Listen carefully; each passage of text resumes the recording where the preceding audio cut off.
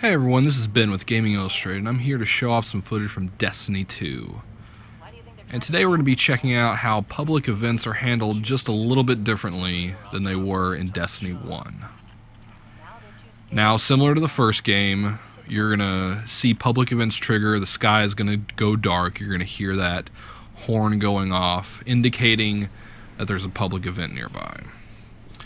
Now, this one in particular is special because unlike public events in Destiny 1, this can become a heroic public event. Now you do that by triggering some special conditions while playing the public event. Now, these can include killing a specific enemy, doing a certain task.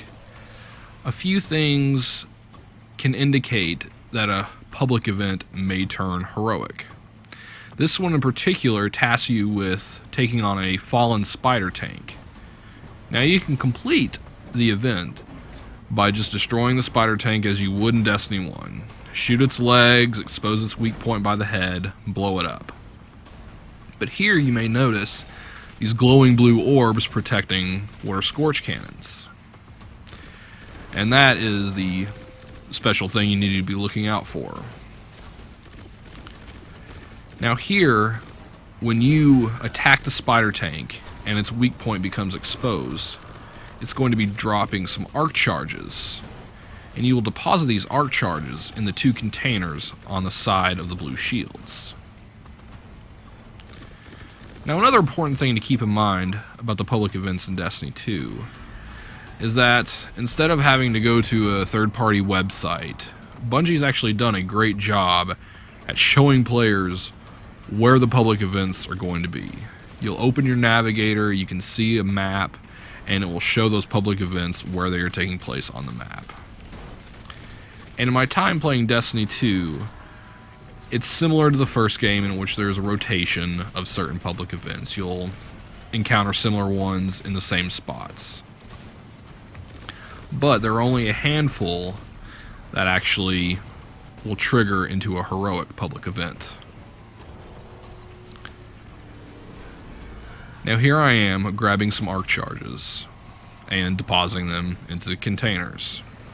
As you can imagine, this can be a little easy with multiple people joining in from around the area, just like in a normal public event from the first game.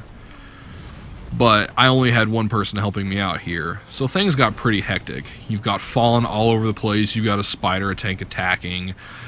In the middle you're trying to complete a secondary objective and stay alive.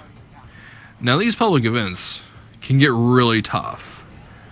Here I was at level 20, my power level was around 200, and even early in the game you will encounter public events that are in the mid to high hundreds. And if you're not leveled up enough, they can be tough. Now, I'm sure the game will throw some very tough ones at you, but in this case, it was more hectic and fun than difficult. Now, as you noticed, I just triggered the heroic event, and that is indicated by a second spider tank dropping from the sky. But, to make things a little bit easier, you get scorch cannons, which function pretty similar to how they did in the first game, except you don't really have to hold down R2 to make the explosion bigger. They just kind of blow up. And another interesting thing that happened during this public event that made it even more difficult was that a yellow bar Cabal came out of nowhere and decided that he was going to attack us rather than the Fallen. It's things like this that make the game more unpredictable, more frantic, but also more entertaining. There's just so much going on in this tiny little section of map. And this isn't even counting all the other stuff there is to do. I was on my way to completing an adventure when this public event triggered out of nowhere. Of course I'm not going to miss it, because public events reward reputation, they reward items, and heroic public events, completing those gives you much more experience and even better rewards. In fact, heroic public events are probably one of the best ways to straight level up your character in the early game, rewarding anywhere from 3,000 to 7,000 experience, which, when you're leveling up, that can be a whole level in its own. But yeah, the Scorch Cannons do make pretty quick work of the Spider Tank, and again, if there were 5 or 6 players, it would have gone fast. But as you can see, I got my reward, had to do a little dance, and that was it. But thanks for watching. Tune in to Gaming Illustrated for more content on Destiny 2.